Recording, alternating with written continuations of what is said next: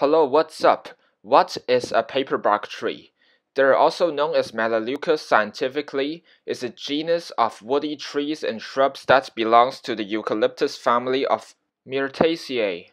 Their common name is called the paperbark tree due to the thick papery bark that they have, and their bark also peels off naturally as they increase in size. So where do they came from?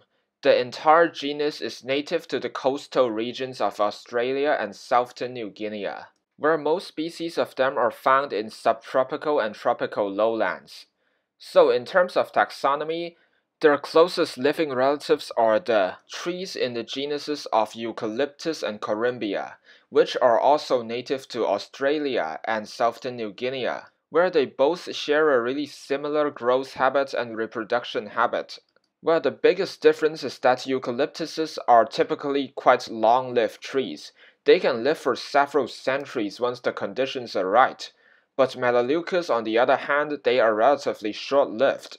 Melaleucas are typically pioneer or semi-pioneer species in the ecosystem.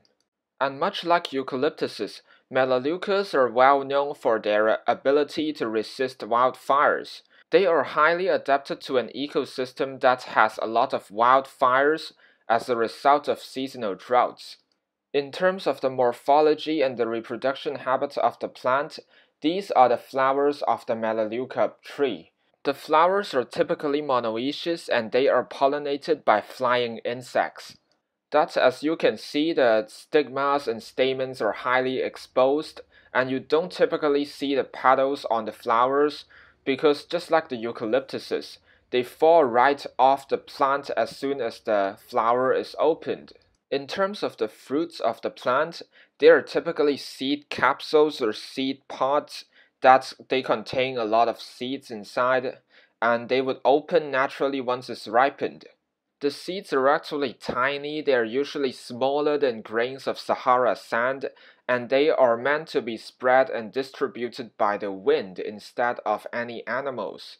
Despite their small size and light weight, the distance that these seeds can travel are not particularly long. The majority of Melaleuca species grows as tall straight trees. They include the species of Quinquefolia, Cahuputi, and Leucadendra, that they can often form dense forest or woodlands.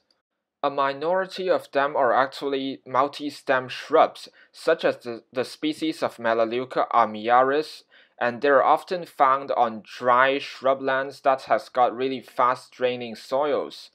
And almost all species of Melaleucas are highly tolerant of poor soils, and they can also survive in a wide variety of soil conditions. And many of the larger species of Melaleuca are particularly fond of these seasonally flooded swamplands or floodplains, because their broad shallow root systems allows them to get more oxygen from the poor draining swampy or soggy soils. Just like the eucalyptuses, Melaleucas have the ability to grow really quickly and reach a relatively tall height at a young age, once exposed to a sufficient amount of sunlight. In terms of the uses of this plant, if you're in a survival situation, this tree can be really useful because the bark can be used as a source of tinder or fuel, which, despite that the tree is relatively fire tolerant, the bark is actually highly flammable, and they can also burn quite effectively due to the large amount of flammable oils that they contain. And if you're into doing tricks, then the bark can also be used to prank people who are having a barbecue. The wood can also be harvested and used as a valuable source of timber.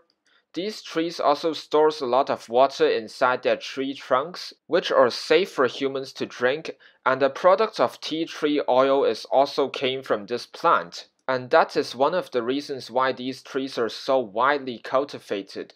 So, on the other hand, what are the purposes of planting or growing these trees? Melaleucas are often being planted for reforestation projects in order to restore forests in certain parts of the world.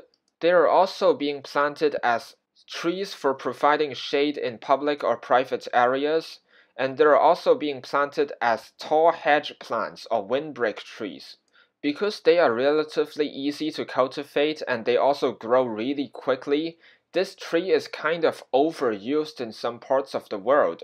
The excessive amount of cultivation or planting resulted in the issue of they becoming an invasive species. Melaleucas are actually highly invasive to the places that they are being introduced to, such as Florida, that they often outcompete native species such as the longleaf pines and bold cypresses, and they are also highly resistant to the natural forces that limits or controls their growth rate, such as storms and herbivorous animals there. Another reason why are they so invasive is in the huge amount of seeds that they produce each year, which allows them to spread quickly and form their own communities easily.